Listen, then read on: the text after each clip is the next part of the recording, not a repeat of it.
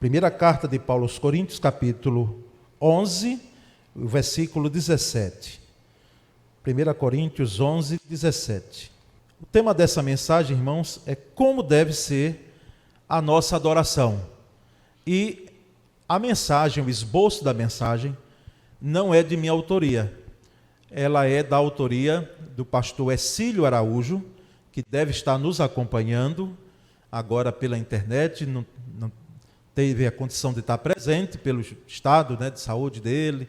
Seria uma alegria tê-lo aqui, mas fui informado de que é possível que ele esteja nos acompanhando.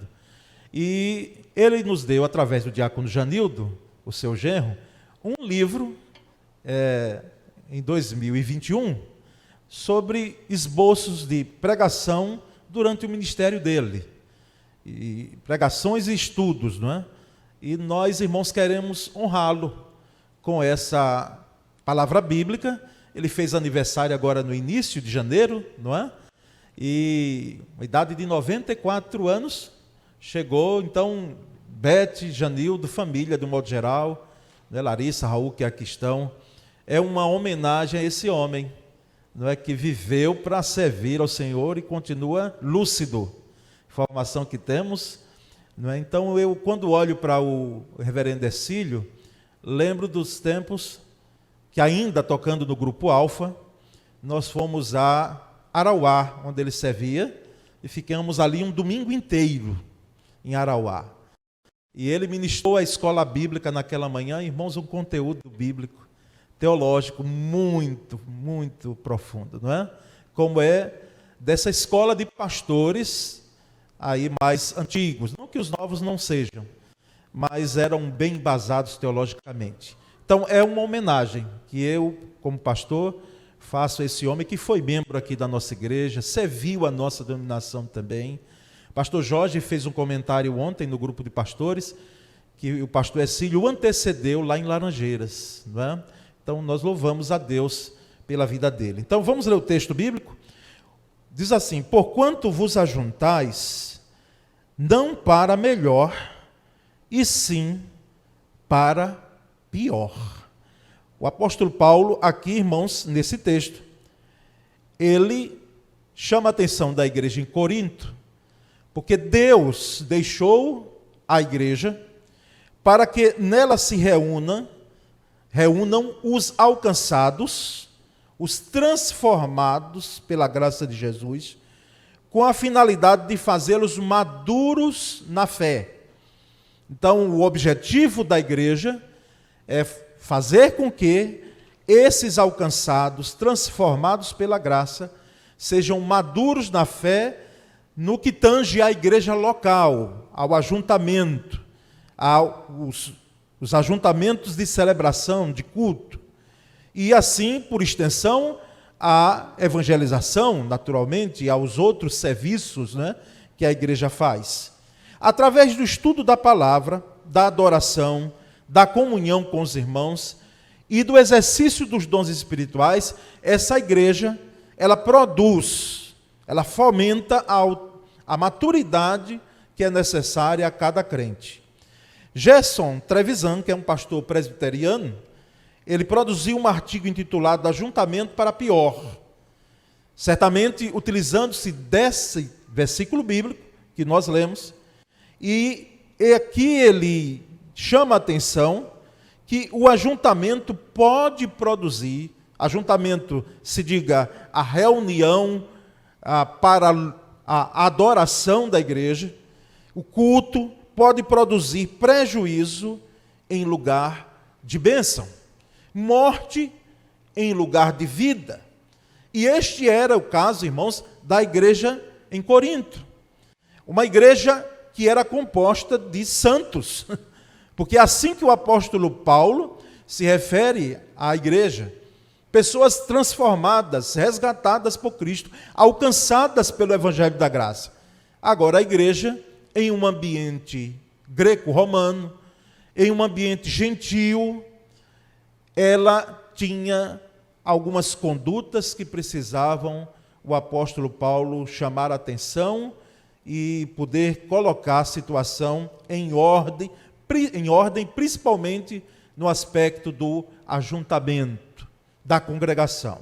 E então percebemos, irmãos, que havia em Corinto, então, uma divisão. E divisão por 3 motivos básicos, que faziam com que esse prejuízo, esse ajuntamento para pior e não para melhor, porque quando nos ajuntamos para cultuar o Senhor, é para melhor. Nós saímos, de fato, e precisamos sair conscientes de que adoramos, de que louvamos ao Senhor. Mas o apóstolo Paulo chama a atenção de 3 aspectos que dividiam a igreja em Corinto e traziam esse prejuízo. O primeiro deles é por causa dos líderes, por causa da liderança, por causa daqueles que plantaram e regaram. E o apóstolo Paulo, em 1 Coríntios 3, 4, 5, ele diz: quando, pois, alguém diz, eu sou de Paulo, e o outro de Apolo, não é evidente que andais segundo os homens? Quem é Apolo? E quem é Paulo? Servos por meio de quem crestes, e isto conforme o Senhor concedeu a cada um. Então, irmãos, havia preferências, não é, no meio da igreja em Corinto, que estavam prejudicando grandemente o ajuntamento do povo de Deus. E isso ocorreu em Corinto e, infelizmente, ocorre até hoje. Preferências por líderes, não é? Quem prega melhor, quem fala melhor, quem canta melhor, quem tem habilidade melhor, quem cuida pastoralmente melhor. E o apóstolo Paulo vem e diz: olha, isso aí tem prejudicado vocês.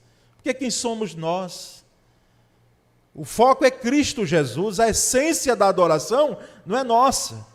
O louvor não deve ser voltado para nós, em hipótese alguma. Então a glória e o louvor, eles deixavam de ser atributos a Deus, que devem ser só dele, e passavam a repousar então sobre os homens, sobre os líderes, não é? Por mais, meu querido irmão, minha querida irmã, que nós gostemos de líderes, amamos mesmo, homens e mulheres de Deus que influenciaram positivamente a nossa vida, mas eles precisam ser colocados no lugar correto.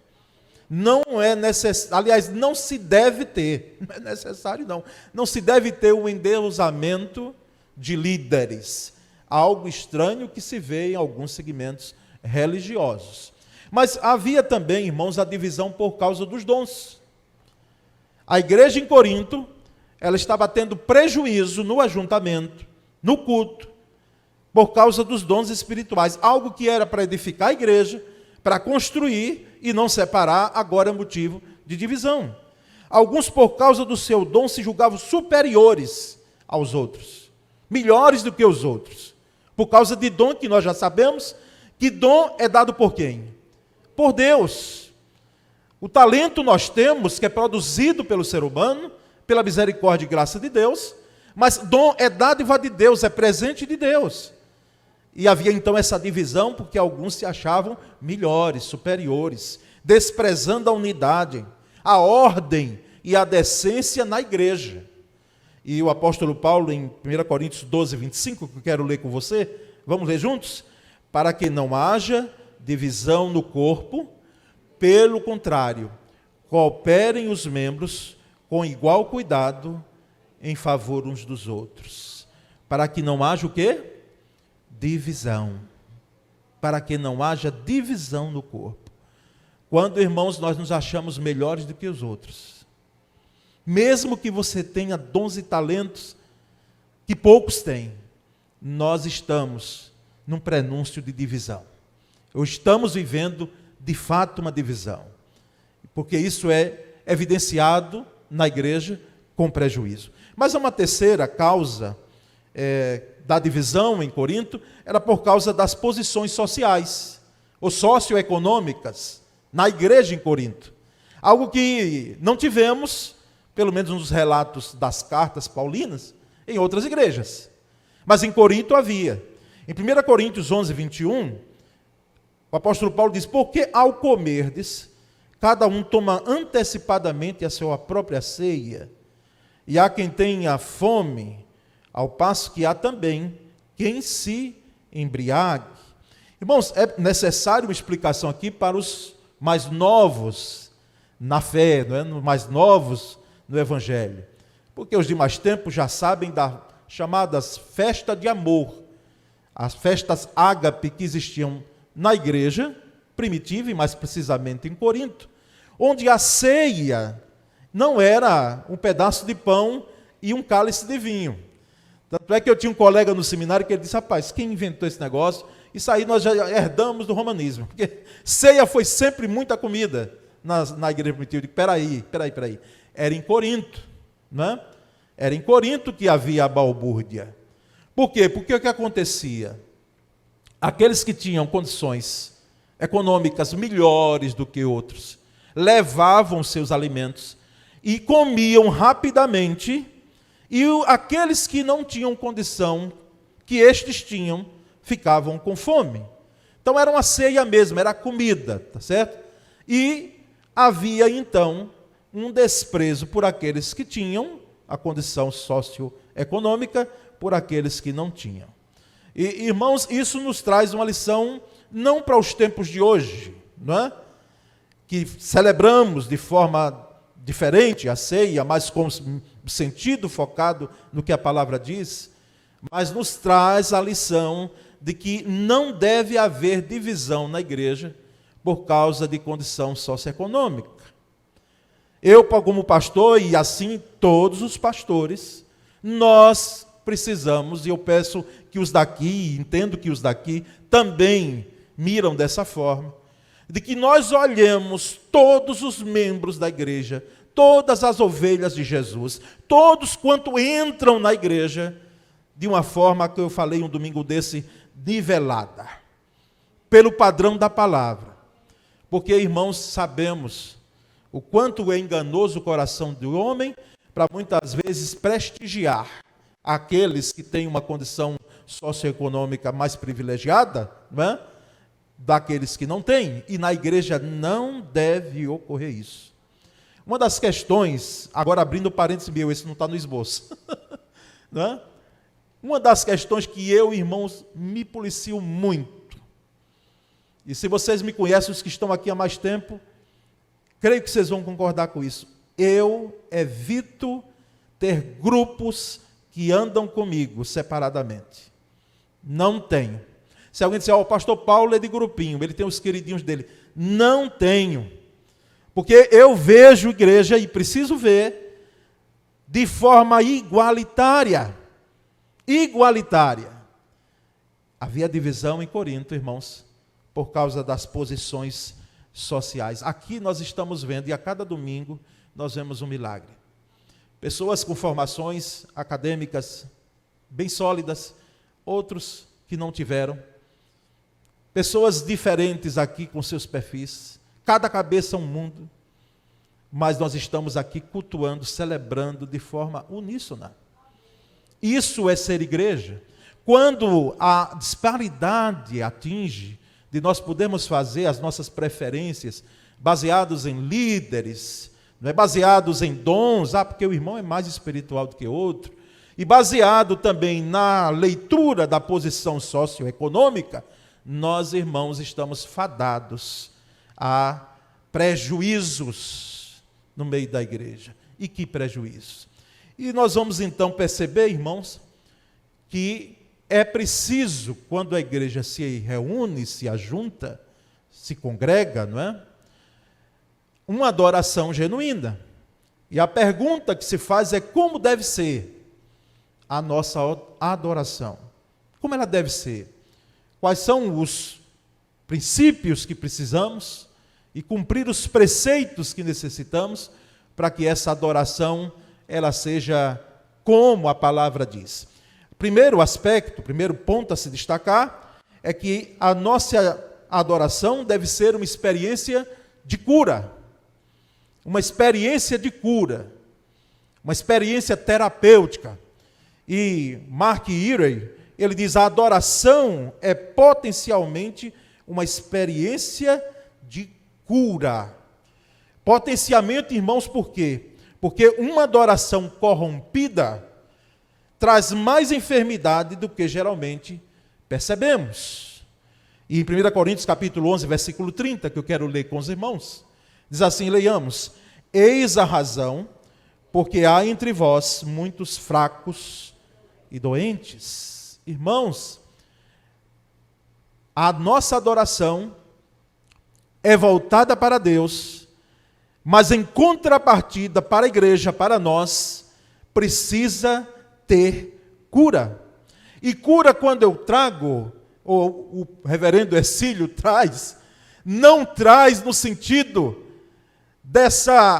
esse glamour que tem sido feito por algumas denominações, alguns segmentos religiosos, que colocam a cura no centro, mas aquele que cura, Jesus, é deixado de lado. Não, é uma experiência de cura, porque é preciso buscar a cura na casa de Deus. É preciso limpar as feridas que nós temos em nossos corações, pela confissão e reconciliação. Confissão e reconciliação. Aquilo que eu confesso a Deus e até confesso aos meus irmãos, e também a reconciliação com Deus e também com os meus irmãos. É preciso enfaixar as feridas que estão expostas. Mas é muito mais, é preciso também tratar as feridas com azeite. E o azeite aqui simboliza nas Escrituras o óleo do Espírito Santo. Naquele tempo era um recurso parco medicinal que se tinha. Por isso que o Tiago, escrevendo em sua carta, ele diz, olha, se coloque azeite, unja aquele que está doente e ore. Mas nós sabemos que aqui o azeite tem um sentido metafórico maior. Simboliza a ação do Espírito Santo, que entra em nosso coração, que faz com que as engrenagens enferrujadas da nossa vida, elas possam ser lubrificadas pelo Espírito de Deus. Então, a adoração deve ser um momento de cura terapêutico. Mas como deve ser a nossa adoração? A nossa adoração, irmãos, diz o reverendo Hercílio, que ela deve ser combustível da atividade missionária. A nossa adoração deve ser combustível da atividade missionária. Em Atos 13, 2, o apóstolo, Lucas escrevendo, ele diz, enquanto adoravam ao Senhor e jejuavam, disse o Espírito Santo, separem-me Barnabé e Saulo, que é Paulo, para a obra que eu os tenho chamado. Enquanto que adoravam ao Senhor. Enquanto adoravam, enquanto cultuavam. Enquanto, em outras versões, tem enquanto serviam. Porque a adoração é serviço. O Espírito Santo veio e disse, olha, separem-me Barnabé e Saulo para a obra que eu os tenho chamado. E os versículos seguintes diz que aquela igreja ali, Antioquia, ela pôs as mãos sobre os dois e os comissionou a missão que o Espírito de Deus já os tinha designado. William Temple diz que a adoração é a submissão de todo o nosso ser a Deus. Submissão de todo o nosso ser a Deus, sem reservas. E nós percebemos então que não deve haver adoração sem o fulgor, sem o brilho, sem a ênfase missionária. Irmãos, respeitamos muito bem. Quando o Espírito de Deus age, precisamos fazer uma leitura coerente.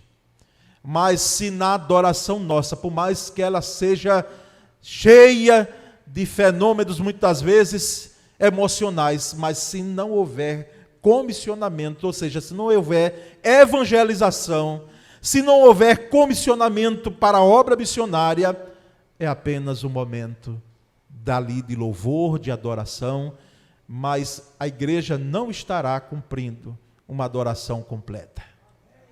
Meus irmãos, há um outro aspecto em relação a essa adoração como devemos prestar. Sem fogo estranho, diz o reverendo Hercílio. Em Levítico 10, versículo 1, Nadab e Abiú, o texto diz assim, filhos de Arão, tomaram cada um ao seu incensário e puseram neles fogo, e sobre este incenso, e trouxeram fogo estranho perante a face do Senhor, o que lhes não ordenara. Ou seja, 2 sacerdotes de uma linhagem sacerdotal, filhos de Arão, escolhidos por Deus para aquele serviço, eles vão oferecer um fogo estranho, ou seja, aquilo que fizeram, o Senhor não tinha orientado. Há quem queira, irmãos, liderança na igreja, mas como Deus é criterioso para aqueles que estão no altar.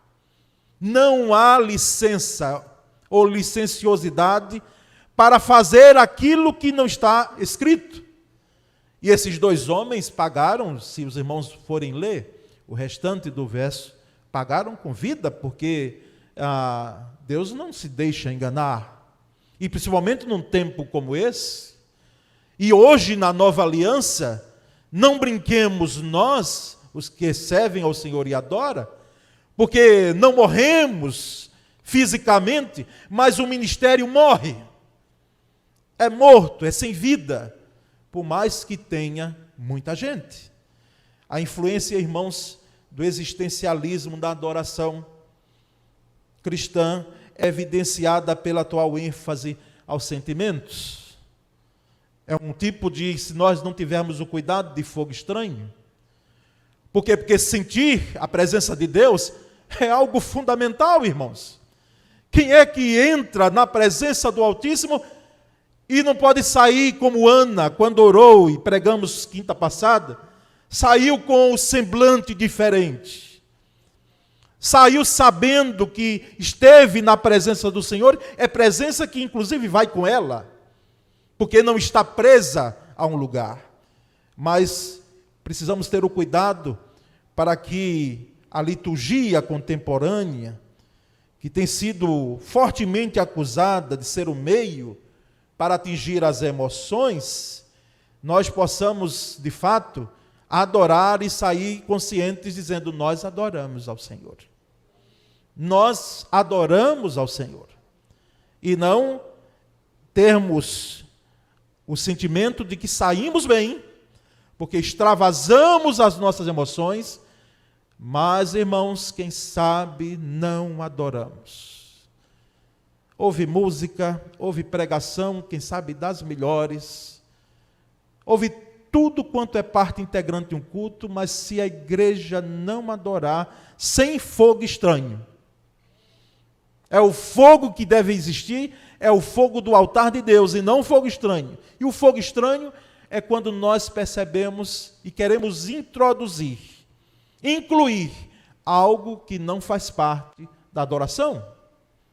E percebemos então, irmãos, que outro elemento estranho presente na adoração contemporânea é essa ênfase humanista, ou humanística, não é?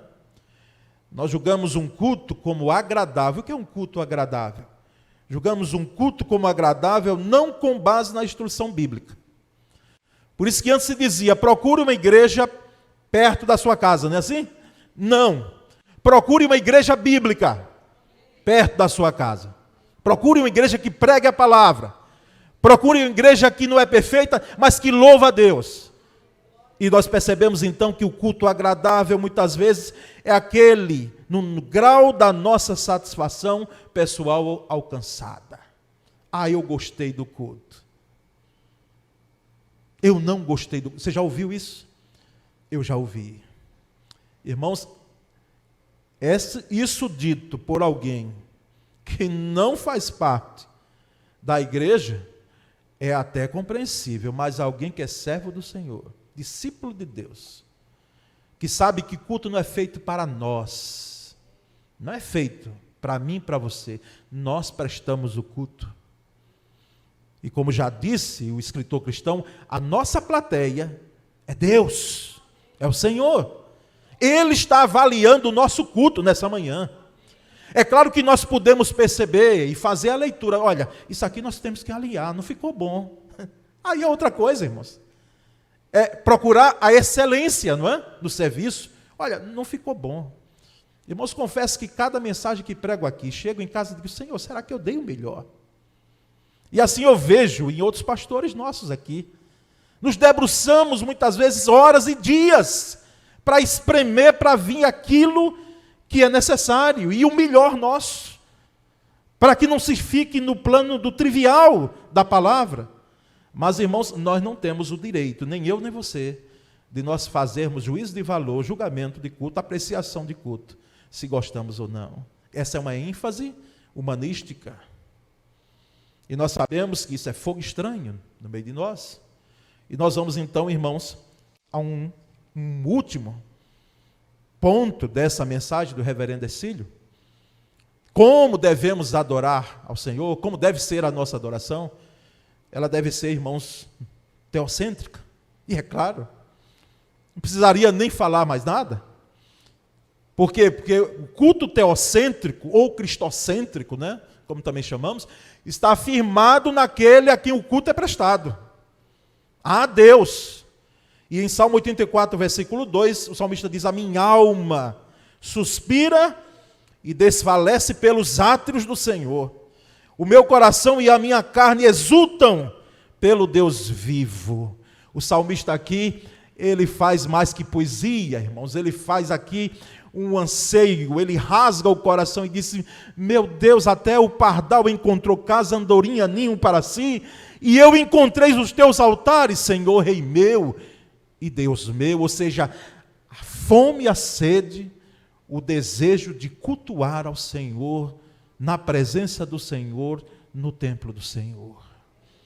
Confesso, irmãos, que como dói o nosso coração pastoral perceber que alguns irmãos, poucos, mas alguns, não entenderam que depois de uma pandemia, depois desse templo ficar aqui fechado 8 meses, sem a igreja poder vir, era momento de nós voltarmos com toda a sede, com todo o nosso anelo para cultuarmos juntos, assim como muitos entenderam, mas outros não.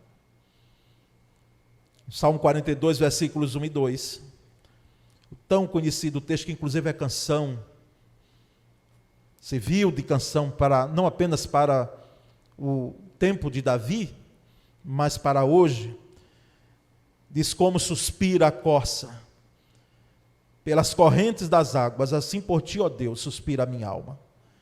A minha alma tem sede de Deus, do Deus vivo. Quando irei, me verei perante a face de Deus? Irmãos, esse texto é muito profundo.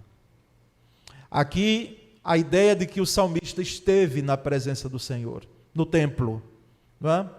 Para o hebreu era o templo, local da presença de Deus, e ele estava distante agora. Ele estava impossibilitado de estar no lugar do templo, da adoração. E ele diz, assim como a corça, que dizem os estudiosos de corça, que ela sente o cheiro de água a quilômetros de distância. Assim como a corça anseia pelas correntes das águas, assim a minha alma suspira, anseia por ti, ó Deus. A minha alma tem sede de Deus, do Deus vivo. Quando me verei e me apresentarei diante de Deus, ou seja, quando eu irei novamente, quando eu cultuarei novamente. Irmãos, quando nós visitamos as terças-feiras, e Raquel está aqui, Damares, os que saem, a equipe que sai, Diaconisa Jucília, todos nós sabemos e ouvimos dos nossos irmãos que não podem mais vir à igreja. Ah, que saudade eu tenho, não é assim, Raquel? Não é assim, Damares? Que saudade. Tenho saudade da igreja. E nós, irmãos, sabemos que esse anseio é mais do que pelo local, é pelo Deus vivo. É o Deus que cultuamos. E quando cultuamos na presença dos nossos irmãos ou com os nossos irmãos, irmãos, isso é um momento terapêutico mesmo, de cura. E podemos finalizar, aliás, termina o reverendo Hercílio Araújo, com a citação de Agostinho, lá no século IV. Você pode divergir, e eu, de Agostinho, de algumas posições teológicas que ainda ele manteve. Mas ele disse uma das citações que partiu para a história. Na inquietação daquele coração jovem, movido pela ânsia de estar com Deus, de servir a Deus, ele disse: inquieto está nosso coração, enquanto não repousar em ti. Inquieto está o nosso coração, enquanto não repousar em ti. Meus irmãos, como devemos adorar o Senhor? Com o coração voltado inteiramente para o Senhor. Que a graça de Deus, o Espírito Santo de Deus, faça com que essa mensagem, pregada há anos atrás por esse homem, reverendo Hercílio, o Espírito de Deus fale novamente nessa manhã à primeira igreja batista de Aracaju. E prestemos uma adoração como é digno, com todo o nosso ser. Amém, meus irmãos? Vamos orar. Muito obrigado, Senhor, nessa manhã, porque sabemos que esta palavra, ela foi para nós, até porque fomos feitos para o louvor de Tua glória.